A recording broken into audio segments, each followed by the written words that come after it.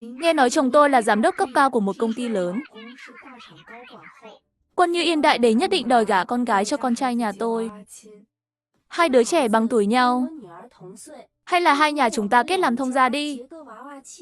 Sau này lớn lên sẽ là thanh mai trúc mã. Hai đứa nhỏ vô tư, chuyển ra ngoài cũng là một câu chuyện đẹp đấy. Tôi chỉ nghĩ ông ấy đang đùa. Không để tâm lắm. Nào ngờ hôm sau ông ấy gửi đến một danh sách chi tiêu dài ngoằng. Thông gia, đây là chi phí tháng này của con gái tôi, cũng chính là con dâu tương lai của bà. Làm ơn hoàn tiền lại giúp tôi. Ý ông là gì vậy? Bà quên rồi sao? Hôm qua hai nhà chúng ta đã định chuyện hôn sự cho hai đứa nhỏ rồi. Từ nay con gái tôi chính là con dâu tương lai của bà. Tức thì tôi không biết nói gì, hai đứa trẻ mới chỉ 4, 5 tuổi thôi mà. Ông thật sự nghiêm túc sao? Liền sau đó, ông ấy gửi đến một đoạn tin nhắn thoại. Để hai đứa nhỏ xây dựng tình cảm. Tôi quyết định chuyển con gái tôi đến trường mẫu giáo quốc tế nơi con trai bà học. Học phí mỗi năm 150 triệu đồng, các người sẽ chịu trách nhiệm nhé. Ngày mai tôi sẽ đi làm thủ tục. Bà xem dùng WeChat hay Alipay. Lúc này tôi mới tin. Ông ấy không phải đang đùa. Nhưng khi nhìn con trai đang chăm chú chơi máy xúc đất, dù tóc ngắn ngủn, ăn mặc ngầu lòi, nhưng thực chất lại là một cô bé chính hiệu. Không lâu sau, hàng xóm Quân Như Yên đại đế dẫn con gái sang. Thông gia, sau này hai nhà chúng ta phải thường xuyên qua lại. Tình cảm của hai đứa nhỏ còn cần chúng ta giúp đỡ xây dựng. Rồi ông ấy gọi con gái mình, Đồng Đồng. Từ nay đây chính là ngôi nhà thứ hai của con. Muốn ăn gì cứ nói với cô Vương. Cô ấy là mẹ chồng tương lai của con. Sau này con cũng phải gọi bà ấy là mẹ. Đồng Đồng lập tức chỉ vào của anh đào trên bàn ăn. Mẹ ơi, con muốn ăn cái đó. Quân Như Yên đại đế ngay lập tức đưa cả hộp anh đào cho Đồng Đồng. Con gái tôi thấy vậy rất tủi thân. Đây là mẹ mua cho con mà. Quân Như Yên đại đế liền dạy dỗ cô bé. Sau này đồ ngon phải để dành cho vợ trước. Đồng Đồng chính là vợ của con. Nhớ chưa? Tôi lập tức không vui. Đừng nói những điều này trước mặt trẻ con. Chuyện hôn sự này. Gì mà hôn sự? Chúng tôi chưa từng thừa nhận. Hơn nữa. Nhưng lời tôi chưa nói hết. Bị Quân Như Yên đại đế cắt ngang. Mạch mẹ nó. Chuyện hôn sự này, hôm qua đã được định trước mặt bao nhiêu người. Bà không thể đổi ý đâu. Huống hồ con trai bà đen thui. Còn con gái tôi trắng trẻo mịn màng. Tôi không chê con rể này đã là tốt lắm rồi. Tôi thừa nhận mạch hơi bị cháy nắng.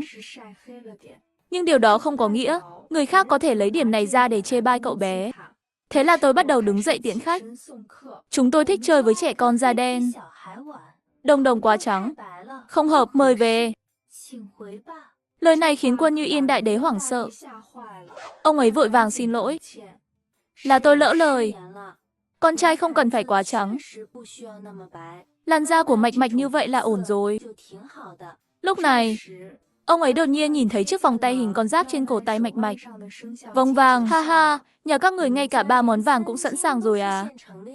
Vậy tặng cặp vòng vàng này cho Đồng Đồng nhà chúng tôi. Xem như tín vật đính ước đi. Vừa nói xong, ông ta định tháo chiếc vòng tay của con gái tôi. Tôi vội vàng quát lớn, ông làm gì vậy? Ban ngày ban mặt mà đòi cướp đồ à? Thông gia, bà nói chuyện thật khó nghe. Từ xưa hai nhà kết hôn, phía nhà trai phải đưa tài sản cho nhà gái. Bây giờ ngoài kia xính lễ đã lên tới hàng trăm triệu rồi. Chúng tôi chỉ lấy một cặp vòng vàng nhỏ thôi, có quá đáng không? Nghe xong, tôi bật cười, nhà chúng tôi miếu nhỏ. Không chứa nổi người quý giá như Đồng Đồng đâu. Bà cứ đi tìm nhà khác xem sao. Nhưng Quân Như Yên đại đế lại không nhận ra lời mỉa mai của tôi. Tôi thấy hai nhà mình rất hợp nhau mà. Sau đó, ông ấy bắt đầu chỉ trỏ khắp nhà tôi, phòng này không tệ. Sau này sẽ dành cho Đồng Đồng ở. À đúng rồi, con phải chuẩn bị một phòng thay đồ cho Đồng Đồng nữa. Ba là mẹ chồng tương lai. Mỗi tháng ít nhất phải mua cho cô bé 6 bộ quần áo mới. Khi nhìn thấy chiếc túi hàng hiệu của tôi, ông ấy lắc đầu liên tục. Không phải tôi nói, nhưng sau này nhà bà sẽ có con dâu rồi. Làm sao có thể tiêu tiền vào bản thân được? Thông ra, bà cũng nên đi làm thêm, kiếm thêm tiền xính lệ cho Mạch Mạch chứ. Vương Nguyên bật cười, trực tiếp phá vỡ ảo tưởng của ông ta. Thật ngại quá, nhưng thực ra, Mạch Mạch nhà tôi cũng là con gái, cho nên nhà tôi không có chuyện cưới vợ đâu. Nhưng ông ấy vẫn không tin.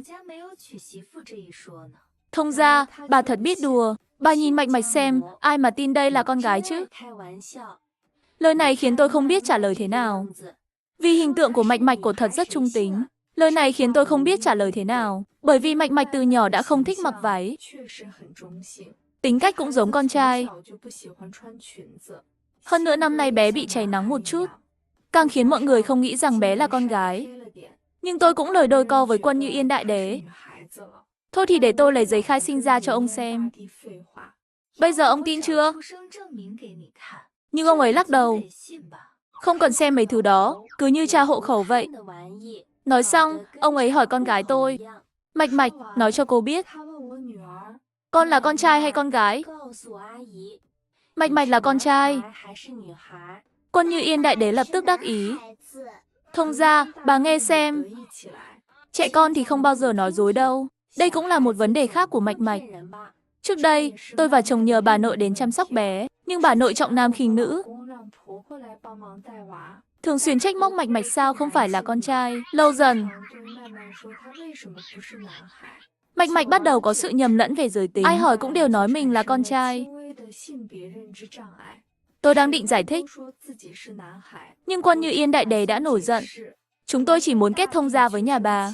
Sao bà phải bịa chuyện lừa người chứ?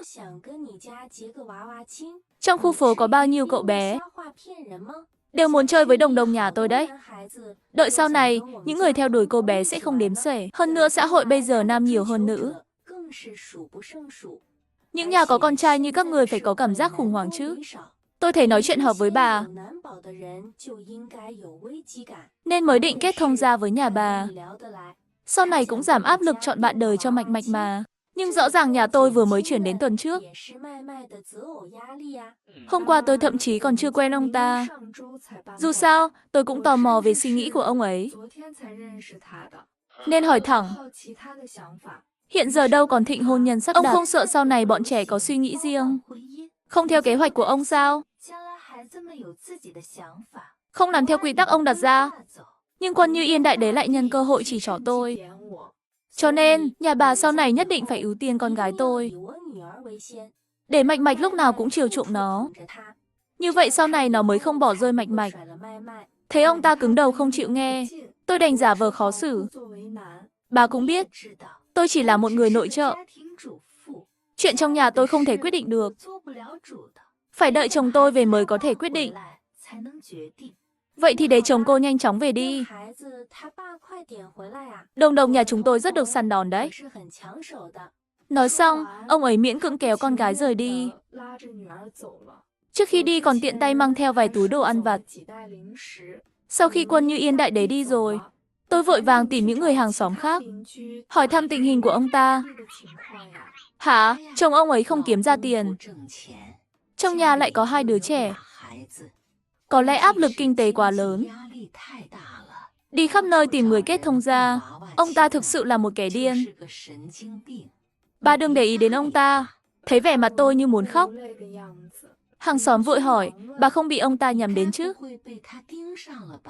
Tôi gật đầu. Hàng xóm thở dài. Trước đây, cũng có 2 gia đình trong khu phố bị ông ta quấn lấy. Họ đã báo cảnh sát và trở mặt với ông ta. Ông ta còn vu oan rằng con trai họ quấy rối con gái ông ta. Cuối cùng bị ép phải chuyển nhà đi. Nghe xong, tôi cảm thấy rùng mình. Liền gọi cho chồng đang ở xa để kể lại chuyện này. Anh dặn tôi gần đây cố gắng đừng ra ngoài, cho anh về sẽ giải quyết. Nhưng vào ngày hôm sau, vừa lái xe ra khỏi bãi đỗ, tôi nhìn thấy Quân Như Yên đại đế dẫn con gái đứng chờ ở lối ra. Thông ra, đưa Mạch Mạch đi học à? Thuận tiện đưa vợ tương lai đi luôn nhé. Nói xong, ông ta trực tiếp đẩy đồng đồng tới trước xe tôi rồi chạy mất. Tôi không còn cách nào, chỉ có thể đưa con gái đi trước, rồi đưa đồng đồng đến trường mẫu giáo của cô bé. Đến tối, Quan Như Yên đại đế lại dẫn theo cả hai con đến nhà tôi ăn ké. Tôi không mở cửa. Ông ta liền gõ cửa liên tục, sợ là Mạch Mạch sợ hãi. Tôi đành lạnh lùng để họ vào nhà. Vừa vào, ông ta lập tức ngồi xuống bàn ăn. Rồi gọi con gái Đồng Đồng. Con muốn ăn gì? Đây là nhà mình, đừng khách sáo với mẹ chồng. Nói xong, ông ta bắt đầu nhồm nhòm ăn sườn. Vừa nhai vừa bình luận. Quá nhạt. Thông ra, lần sau nhớ nấu kiểu hầm đỏ nhé. Cái món cà tím này lần sau đừng xào nữa. Đồng Đồng nhà chúng tôi không thích ăn. Ăn xong bữa tối, ông ta vẫn không chịu về. Ở lại nhà tôi xem tivi. Nhà ba còn có tài khoản VIP à? Phim này tôi đang lo không xem được đoạn sau.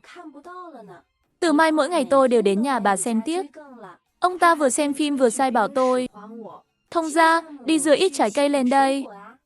Gì đó, nhiều anh đào lên chút. Đồng Đồng cũng bắt đầu đòi hỏi. Con muốn ăn sầu riêng. Còn cậu con trai thứ hai của họ thì đúng là một thằng nhóc hư. Đổ hết đồ chơi trong nhà tôi ra sàn. Làm bừa bộn cả nhà. Quan Như Yên đại đế còn đứng bên cạnh cổ vũ. Bà dọn sạch quá rồi. Bà nên cảm ơn con trai tôi. Đã mang lại hơi thở cuộc sống cho nhà bà. Tôi tức giận đến mức đầu óc quay cuồng. Liền rút số hộ khẩu ra cho ông ta xem. Nhưng Quan Như Yên đại đế chẳng buồn nhìn. Mạch Mạch nói mình là con trai. Thì nó chính là con trai. Mẹ Mạch Mạch, bà đừng tự lừa mình nữa. Lúc này tôi đã hiểu. Ông ta căn bản không quan tâm giới tính của Mạch Mạch. Chỉ muốn chiếm tiện nghi từ nhà tôi mà thôi. Lúc này, con trai ông ta bắt đầu khóc. Đây là của tôi. Bạn cướp đồ chơi của tôi. Bạn là người xấu. Tôi nhìn lại. Hóa ra là cậu ta đang tranh giành một chiếc mô hình ông Tô với con gái tôi. Quan Như Yên đại đế lập tức xông tới. Giật lấy chiếc ông Tô của Mạch Mạch. Rồi phê bình, Cường Cường, đây là em rể tương lai của con. Đồ của con cũng là của nó. Nghe chưa? Thấy Mạch Mạch tủi thân khóc. Tôi cũng cảm thấy mệt mỏi. Dạy con cái cần phải có lý lẽ. Nếu không sau này trẻ con sẽ học theo. Lúc đó thì muộn rồi. Tôi thấy Mạch Mạch có nhiều đồ chơi. Chia 1-2 món cho Cường Cường thì có sao đâu. Đương nhiên là có sao. Trẻ con cũng cần được tôn trọng. Nếu nó không đồng ý, thì ai cũng không được ép buộc nó. Nói xong, tôi đưa ra lệnh tiễn khách. Chúng tôi cần nghỉ ngơi. Phiền mọi người về giúp. Nhưng Quan Như Yên đại đế vẫn không chịu đi. Thông ra, sao bà keo kiệt thế? Xem tivi ở nhà bà một lúc mà bà cũng không chịu à? Ở nhà bà xem chút tivi mà bà cũng không cho à? Đúng lúc này, từ ngoài cửa vọng vào một giọng nam trầm mạnh mẽ. Vợ tôi bảo ông đi. Ông không nghe thấy sao? Nghe thấy vậy, tôi mừng rỡ. Chồng tôi, Tạ Vĩnh Cường, đã trở về.